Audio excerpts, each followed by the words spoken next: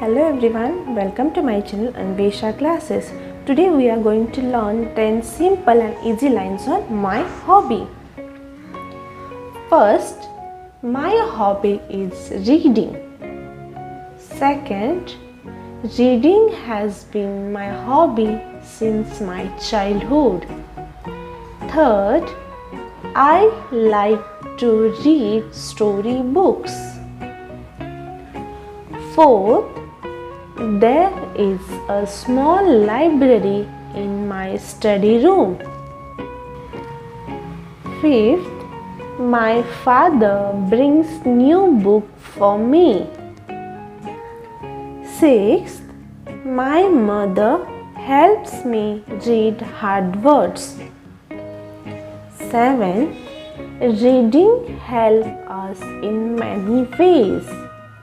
Eighth, we get to know about many things.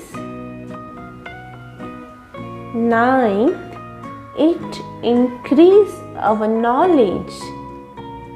10th, books makes me wise and keep me away from bad habits. I like my hobby very much. Thank you.